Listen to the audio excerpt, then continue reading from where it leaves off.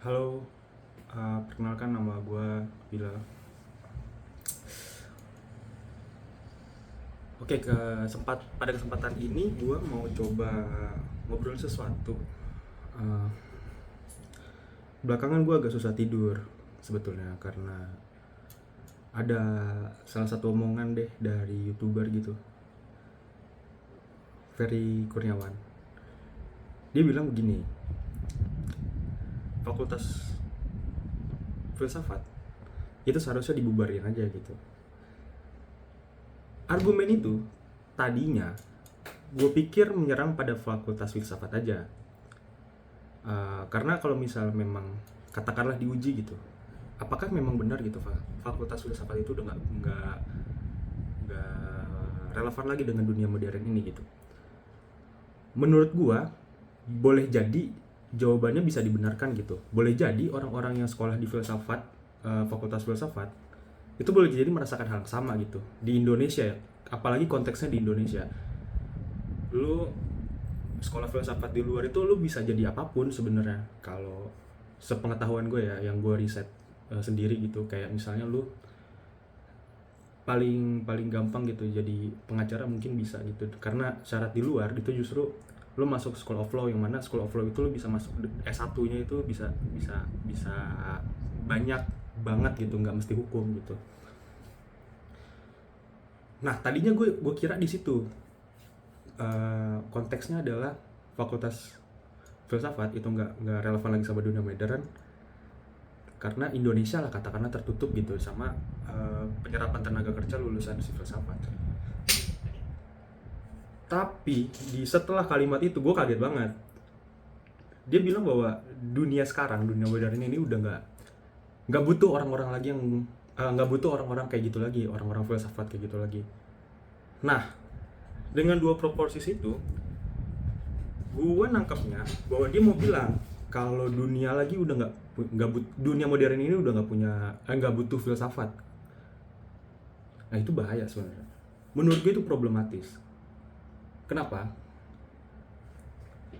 Karena ini gue ngomong gini berarti dengan asumsi bahwa Ferry Luandi mengatakan bahwa dunia itu udah nggak butuh filsafat ya. Berarti atau dengan kata lain membubarkan fakultas filsafat gitu, itu sama dengan meruntuhkan filsafat gitu. Asumsi gue terbangun seperti itu dari dua proporsi si Ferry Kurniawan gitu. Itu bahaya kenapa? Karena nantinya orang-orang itu apa ya, akan berpikir gitu, atau akan terbawa untuk berpikir bahwa memang filsafat itu nggak penting. Itu pertama. Kedua, itu mungkin aja meredam jiwa-jiwa yang memang sudah resah sedari awal, dia nggak tahu mau ngapain gitu. Dia nggak suka sama vokasional kayak gue gitu. Gue nggak suka sama dunia vokasional gitu, dan dia memang jatuh ke dalam filsafat, dan dia akhirnya ragu gitu untuk ngambil studi tentang filsafat, yang mana sebetulnya kalau katakanlah dia memang punya bakat gitu, prodigi di sana gitu, bisa jadi dunia filsafat mengembangkan sayapnya lebih jauh lagi gitu, boleh jadi ya. Jadi sebenarnya kata-katanya Ferry Uradi itu bahaya banget untuk itu, untuk perkembangan pengetahuan. Nah, gue pengen bahas gitu sebenarnya, apakah memang benar gitu, apakah filsafat emang udah nggak relevan lagi di dunia modern.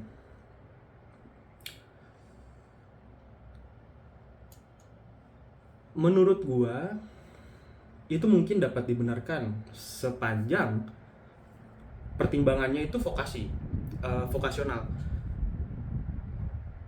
Di Indonesia khususnya ya, gua nggak bicara tentang dunia luar Indonesia, karena pengetahuan gue tentang itu sedikit banyak nggak kurang tervalidasi lah. Boleh jadi apa yang gue dapat dari internet itu konfirmasinya kurang, dan gue juga nggak mau banyak tentang itu, mengkonfirmasi tentang itu, karena kalau di informasi itu yang gue baca gitu, semakin lu cari konfirmasi itu semakin ada kecenderungan gue untuk nyari konfirmasi yang mendukung argumen gue, takutnya bias. Nah itu makanya gue nggak terlalu riset ke sana.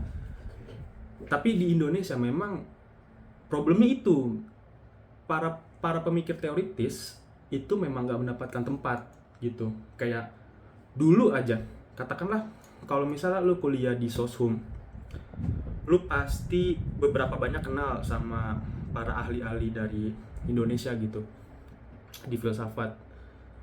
Gue lupa bahwa gue sangat payah untuk ngapal nama, tapi di Indonesia tuh gue setahu gue tuh ada filsuf yang jadi Romo kalau nggak salah tuh, gue lupa namanya siapa. Itu bahkan nggak apa namanya apa ya, boleh dibilang itu kayak apa ya, bintang pengetahuan gitu, bintangnya bukan bintang apa ya, katakanlah orang pentingnya di ilmu pengetahuan gitu. Dan itu teoritis, yang maksud gue itu terjadi di masa lampau gitu. Sekarang apakah ada tokoh yang sama gitu sekarang gitu di dunia kita? Gue ngomong ini asumsi gue ngomong sama angkatan gue ya, dan mungkin seangkatan sama Bang Ferry juga gitu. Apakah ada angkatan kita gitu, angkatan Bang Ferry gitu, yang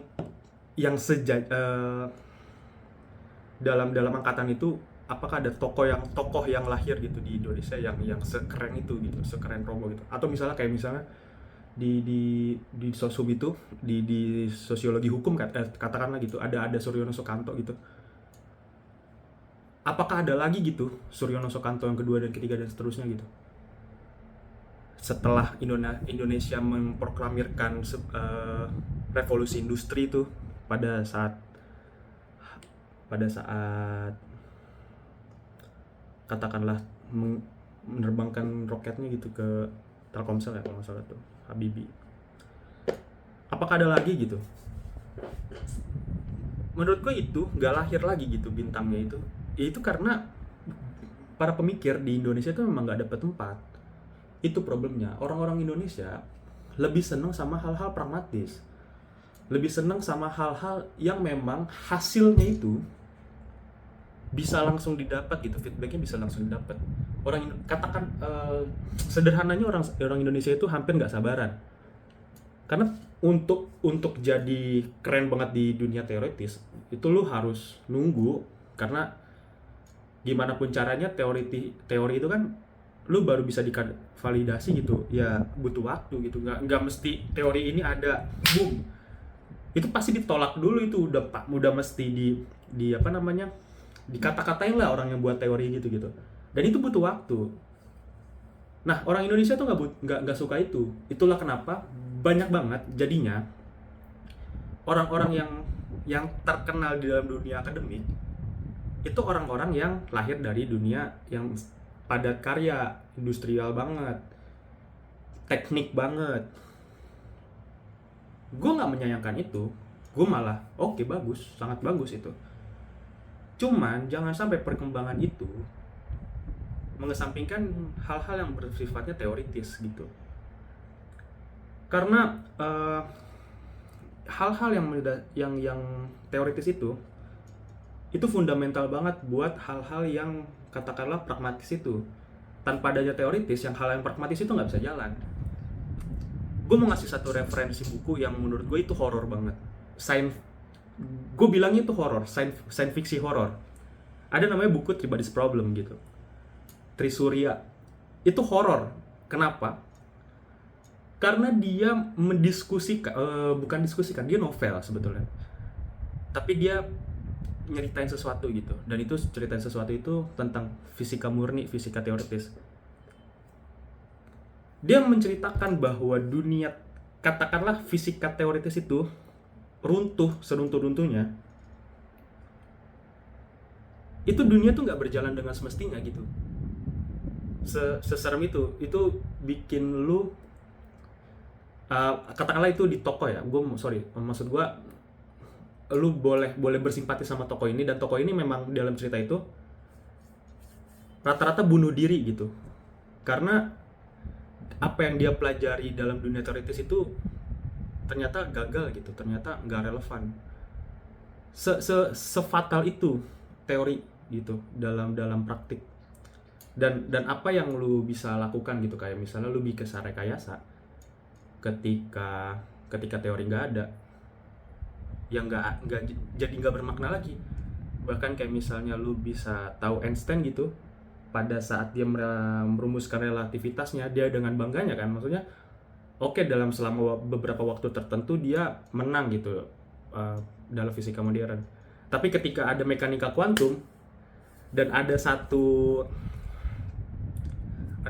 teori tentang entangled gitu, gue susah ngomong ya, cuma mungkin entangled gitu, terikat, ada suatu partikel yang terikat dan mengantarkan informasi sebegitu demikian cepatnya, dia langsung menggambarkan aksi itu, menggambarkan teori itu sebagai spooky action at the distance gitu.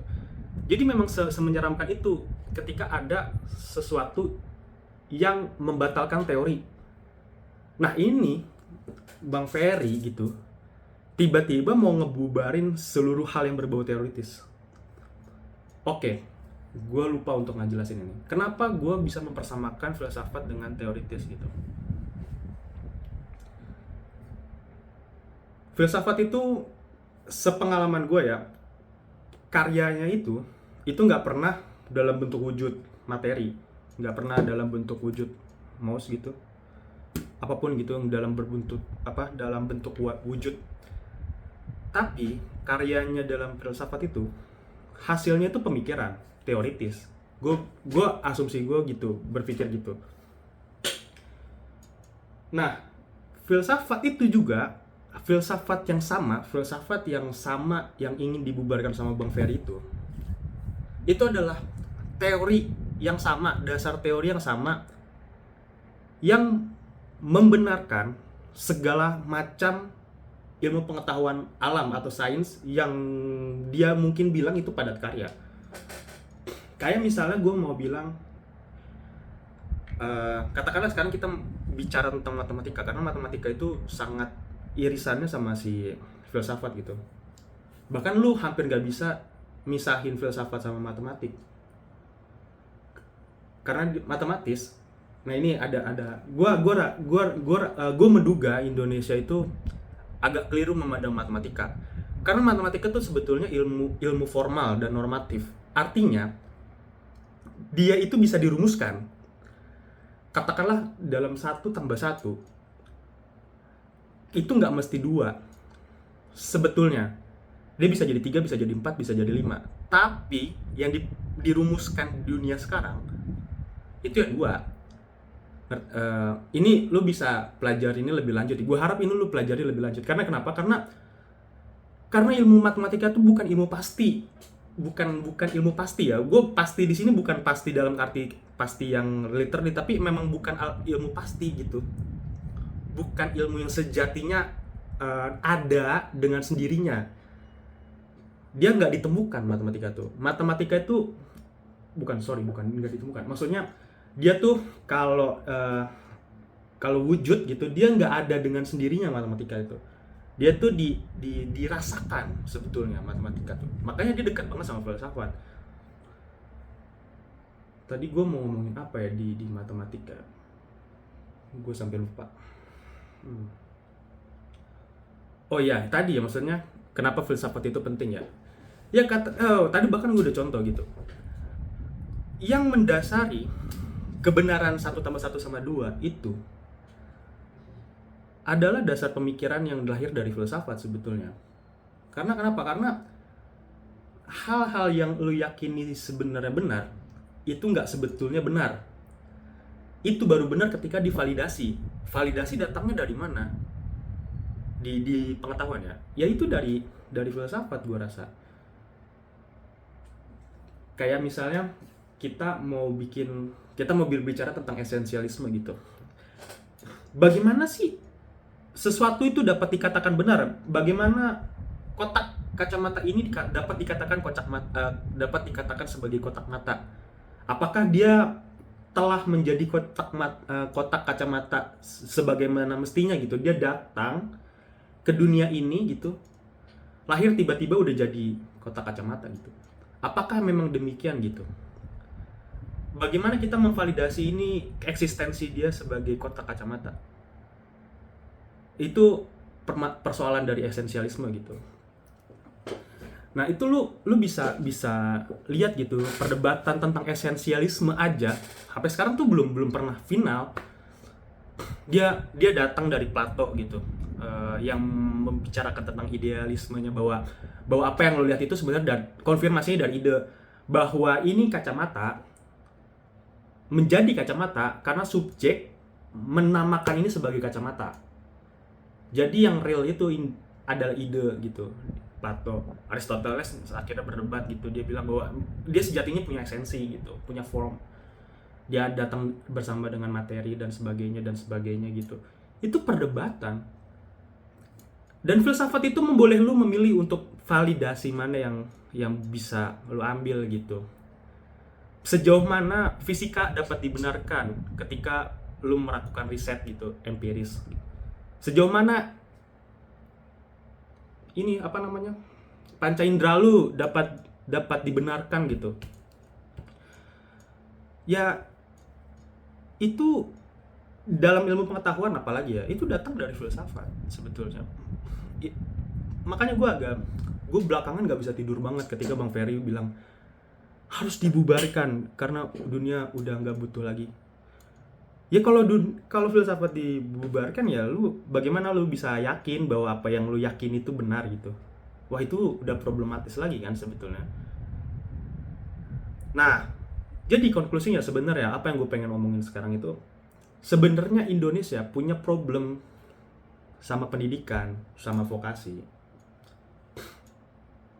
Gue terinspirasi banget sama kata-katanya Nietzsche gitu, bahwa dia kan filolog yang basis pengetahuan itu dia meneliti tentang budaya, sama dia macamnya kayak antropologi, cuman filolog itu lebih khusus ke Yunani kuno. Jadi dia baca riset baca riset katakanlah dari naskah-naskah Yunani kuno.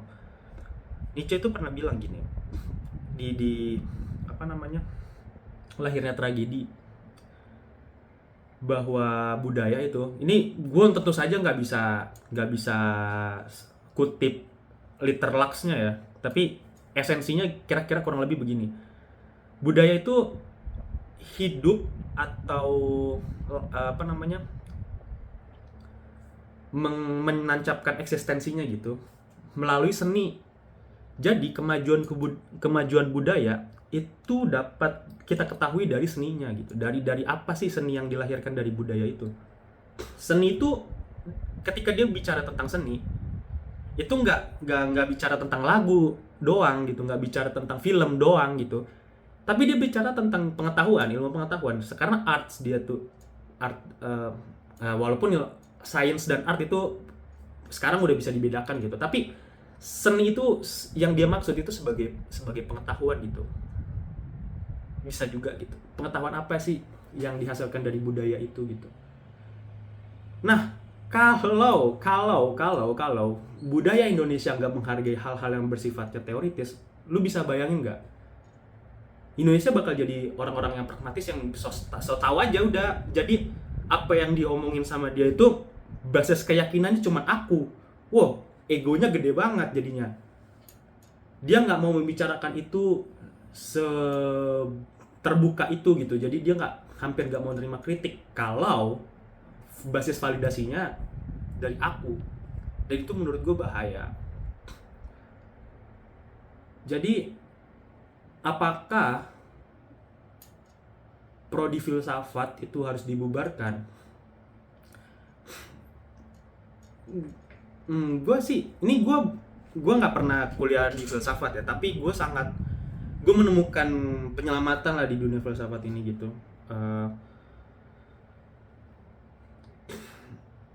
Gue nggak bisa jawab sih apakah memang nggak seperti itu. Tapi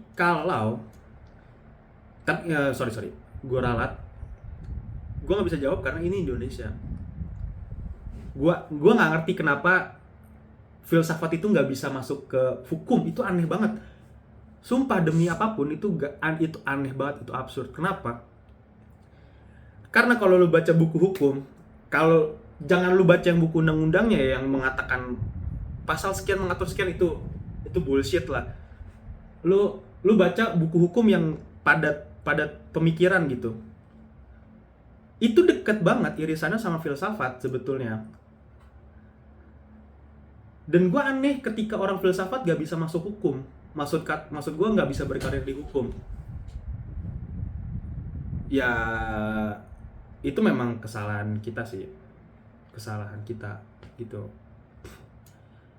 Karena itu kan di undang-undang, padahal di undang-undang juga harusnya bisa diubah kan. Cuman sampai sekarang nggak ada yang pengen, nggak, gue rasa orang-orang nggak ada yang sadar bahwa itu agak keliru memaksakan fakultas hukum seorang untuk jadi untuk berkarya di ini di apa namanya di dunia hukum gitu. Itu salah satunya sih. Jadi Indonesia memang Indonesia memang nggak punya lapangan yang cukup baik gitu untuk menyambut lulusan filsafat. Dan apakah itu baik itu kan gue nggak bisa jawab gitu ya. Harusnya luas, filsafat itu harusnya luas, karena apa yang diperoleh dari filsafat itu sebetulnya pola pikir gitu. Bagaimana dia bisa memandang suatu fenomena itu dari sudut pandang yang lain, dari berbagai sudut pandang, sehingga dia menghasilkan suatu kritik gitu. Dan kalau kata Hegel gitu, kebenaran itu datang karena sesuatu yang dikatakan benar itu menegasi hal yang di luar dirinya gitu. Artinya kritik itu dekat dengan kebenaran. Kritik membawa kita dengan kebenaran sebetulnya. Jadi orang-orang filsafat itu membawa kita, katakanlah ya, membawa kita semakin dekat kepada kebenaran gitu. Nah, tapi apakah orang-orang berfilsafat itu udah nggak penting lagi? Itu sangat keliru itu. Justru harusnya orang-orang yang padat karya dari industri juga itu juga harusnya berfilsafat, gua rasa. Kita pada dasarnya berfilsafat semua, cuman kita nggak sadar melakukan hal itu gitu. Dan yang lebih parahnya lagi tuh di Indonesia ya, yang gua pandangi gitu. Kita terlalu mensegmentasi, kita terlalu suka mengklasifikasikan hal-hal tertentu dan menganggap hasil klasifikasi itu sebagai sesuatu yang udah baku. Dan itu menurut gua agak keliru banget malah itu. Jadi kayak misalnya gue nih sebagai orang hukum, gue nggak bisa membicarakan fisika karena basis pengetahuan gue hukum gitu, dan gue nggak boleh ngomong fisika karena fisika adalah di luar dari pengetahuan gue. Padahal sebagai ilmu pengetahuan itu kan cuman mau apa nggak mau gue belajar itu. Dan ketika gue punya gagasan itu tentang fisika katakanlah, dan gue nggak diperbolehkan untuk ngomong hal yang sama gitu, katakanlah gue punya metode ilmiah yang dapat dikatakan benar gitu, tapi gue nggak boleh ngomong karena gue hukum gitu, kan aneh sebetulnya ya.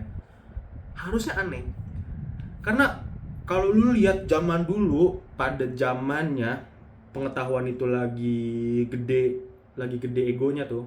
Bukan orang, maksudnya ego tuh, pengetahuan tuh lagi mengibarkan sayapnya gitu. Aduh, gue lupa banget asli, kenapa bodoh banget gue ya kalau ngapalin nama tuh. Jadi ada matematikawan tuh di Prancis, de Fermat, Armais de Fermat apa gimana gitu.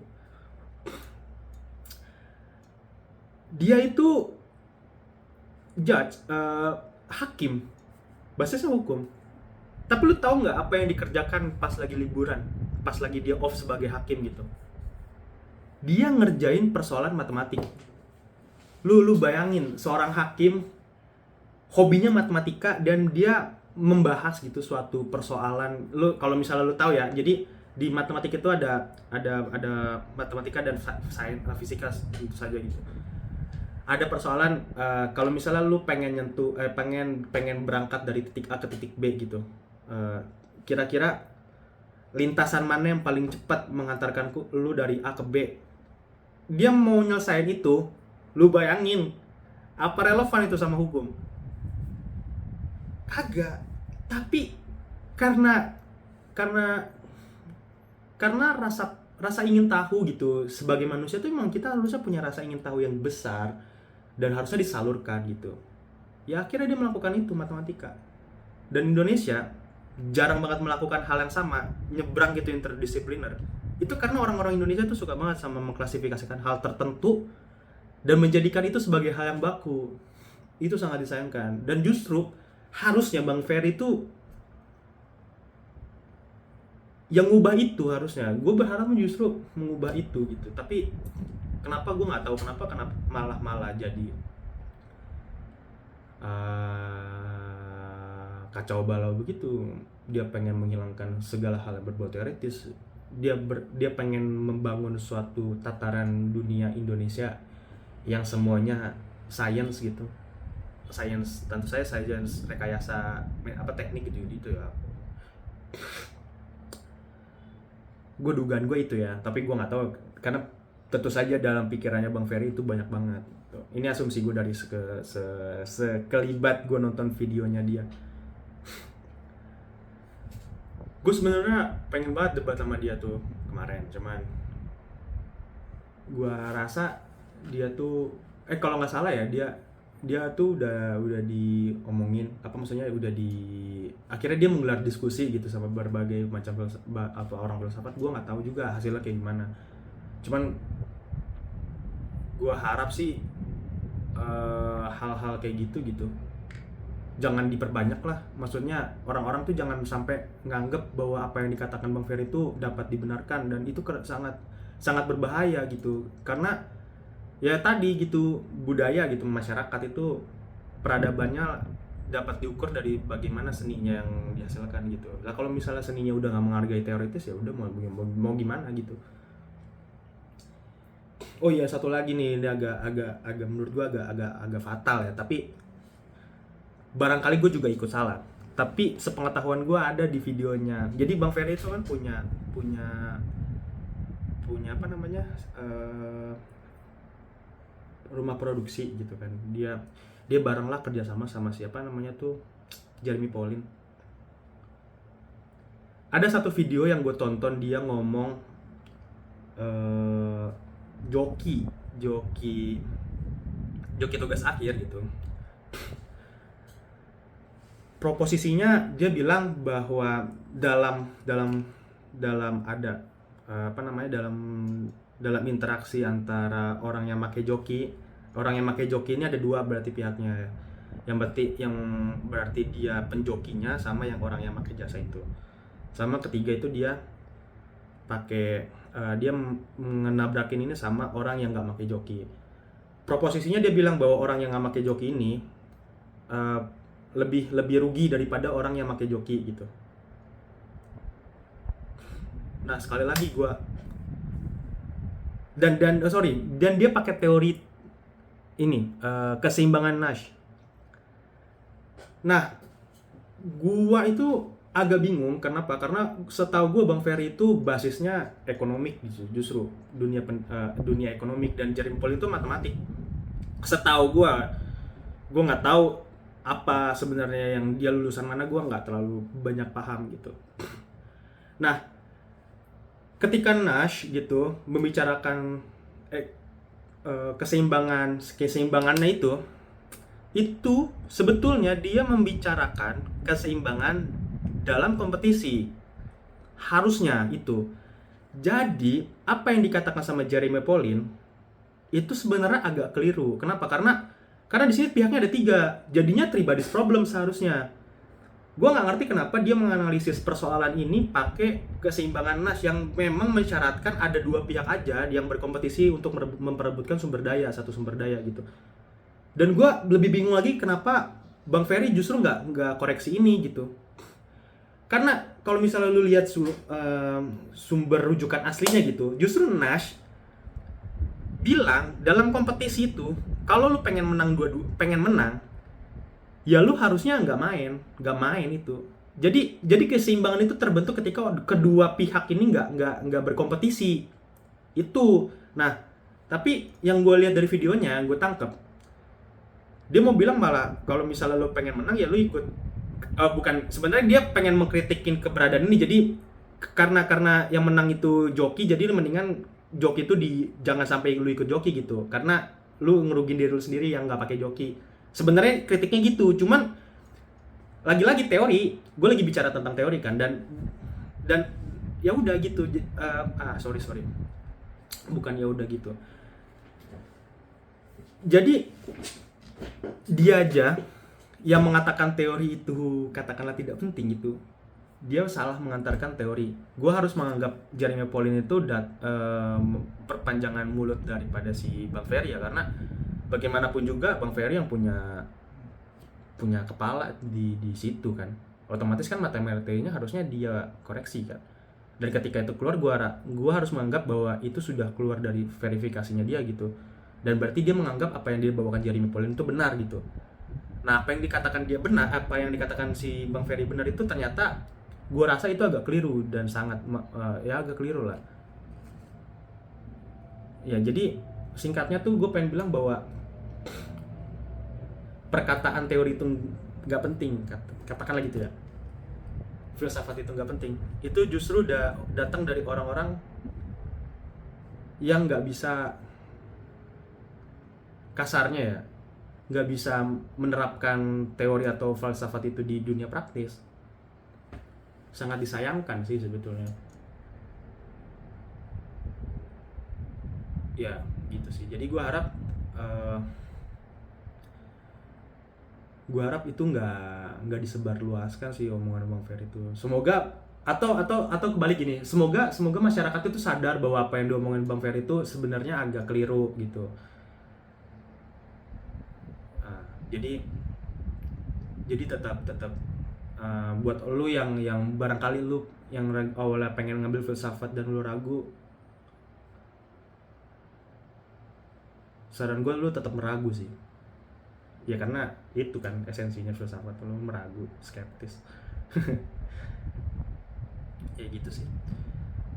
Itu aja sih yang gue pengen ngomongin sekarang ya, udah cukup lega. Oh iya, mungkin ya dalam beberapa waktu ke depan hal-hal kayak gini bakal gue ulangin gitu, gue ngobrol nggak jelas kayak gini di depan kamera. Itu karena gue lagi belajar untuk komunikasi, karena belakangan gue sadar bahwa gue tuh nggak pandai komunikasi. Jadi gue berharap lu bisa ngasih komen gitu, kira-kira cara gue menyampaikan gagasan itu agak payah apa gimana gitu. Tentu saja lu boleh koreksi gagasan gue ya, jangan sampai lu membenarkan sepenuhnya apa yang gue katakan gitu, karena lagi-lagi gue punya batasan pengetahuan gitu, gue punya otak nih, kepala yang terbatas gitu dalam membaca buku dan sebagainya gitu, dalam memahami segala hal gitu. Boleh jadi apakah yang gue tadi katakan itu tadi salah sepenuhnya, boleh jadi. Tapi ya gue kalau bisa ya, ketika lu bilang salah, lu adalah lu kasih rujukannya gitu supaya gue bisa belajar lagi gitu. Itu aja sih. Jadi gue harap lu semua nggak mencaci maki. Ya kalau mau mencaci maki juga nggak masalah sih. Cuma maksudnya nggak kaget lah gitu ketika kok anjir tiba-tiba Bilal begini. Nggak. Ini emang gue lagi coba program apakah efektif dalam gue menyampaikan gagasan gitu. Oh iya, lu juga harus bukan harus sih. Lu juga, gue harap ya lu boleh, gue harap lu bisa ngasih saran gitu, atau ngasih kira-kira dalam menyampaikan gagasan ini gue kurang di mana gitu. Karena memang gue lagi latihan banget sih belakangan gitu, gue payah banget dalam mempresentasikan gagasan gue payah banget sama caranya gue nyampaikan ide ke orang lain gitu. Gue butuh belajar itu sih. Jadi hal lewat cara-cara video kayak gini gue harap sih gue bisa belajar banyak sih. Dan asumsi gue, orang yang follow gue ini temen gue gitu ya gitu sih. Jadi gue harap lu bisa, namanya teman kan, lu bisa bantu kan. Iya, lu bisa komen banyak lah di laman komen itu. Oke, gitu aja sih. Thank you banyak ya udah mau dengerin gue. Kalau lu dengerin sampai sepanjang ini sih, gue thank you banget. Gokil lu semua. Thank you.